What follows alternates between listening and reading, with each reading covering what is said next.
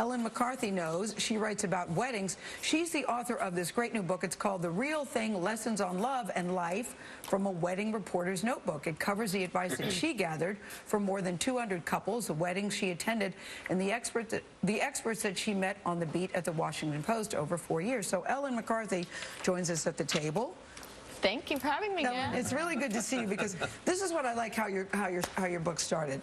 So you break up with a longtime boyfriend, and on the very same day you're assigned to cover the wedding beat. Yeah. To me it's like somebody in your family dies and then you're assigned to cover funerals. Yeah, it was definitely very dramatic and very surreal, and I certainly felt like a walking cliche as I interviewed all of these happy couples and then, cried privately you said at it was my upsetting desk. for you at first. Oh, of course, yeah, and I really didn't know sort of what the impact would be of spending all of my time talking about other people's wedded bliss, as I sort of feared that that would never happen for me.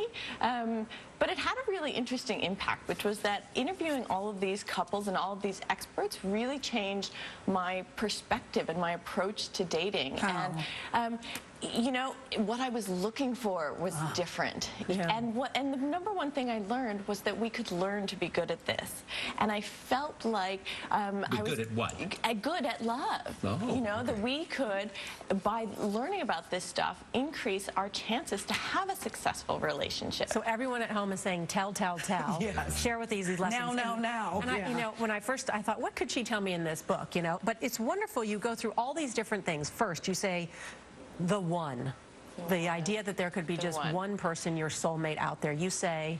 I say, let me tell you about Betty and Edgar, one of my favorite couples. And I went to knock on their door. They'd been married 65 years. They were both in their 80s. They opened the door. They were about 3 feet tall, had matching canes. They led me back to their back room, and I wanted to know the secret of their long and happy marriage. They had one of these great rapports. I thought, oh, you guys are soulmates. And so at the end of the conversation, I said, what do you guys think about this idea of the one, the soulmate? And Betty wanted to slap me. She really did. She said, if I hadn't been married to Edgar for 65 years, I would have been married to somebody else for 65 years. Wow. It was about commitment. I love that. I agree with that. And you say the most important word when couples explain why they choose the person they do, you would think it's love, chemistry, passion, humor, trust. Yeah. No, again and again and again, couples said one word. I couldn't believe it. The word was comfortable. Can you believe? And then they would backtrack. Some people could sound boring. Yes, they would say, oh, that sounds so terrible. Yeah. But what they meant was they felt like they could be themselves. They could be their whole selves. They could relax. They could breathe. They felt like they had come home. The other thing that interests me is that you found out that people want someone for longevity to be nice and to be polite. Yes. Nice and polite. Bob and Henry taught me that one. They had met during World War II. So obviously they had had a tough relationship. They'd been in the closet together for so many years. Finally got married after DC made same-sex marriage legal a few years ago. And I asked, what's the secret to your long relationship? Thinking they would tell me something about endurance. They said, oh, you have to be polite. You have to treat your partner with the same respect you would treat a waitress. Say please, say thank you. These are common things, but these are simple things that any of us can do. And everybody should do. You said love doesn't have to be a thunderbolt. I thought this was really good. You say never say never. Quit using words like never, only, must. And most marital disagreements do not have a solution. And we should be aware of that. They don't. And the point is, you can learn to just accept these things about your partner that are not perfect. And it's okay to fight. That was a big lesson that I learned in my reporting as I sort of gathered this material for what became a field guide to relationship. But how you fight. How you fight is important, that you can do it with respect and do it constructively. But it's okay to fight. That's the sound of a train moving, one therapist told me. We haven't mentioned this. What about sex?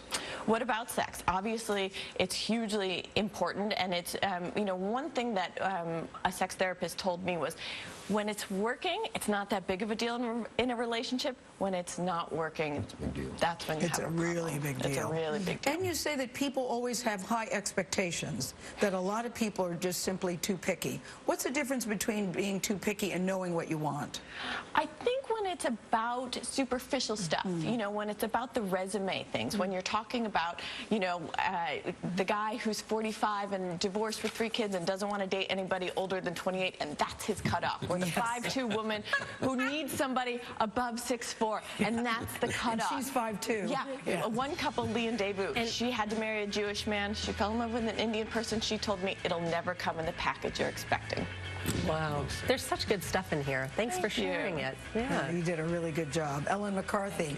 And the book is called The Real Thing. It's on sale now wherever you like to buy your books. 4-year-old Leah Still, you know her. She's already tackled cancer.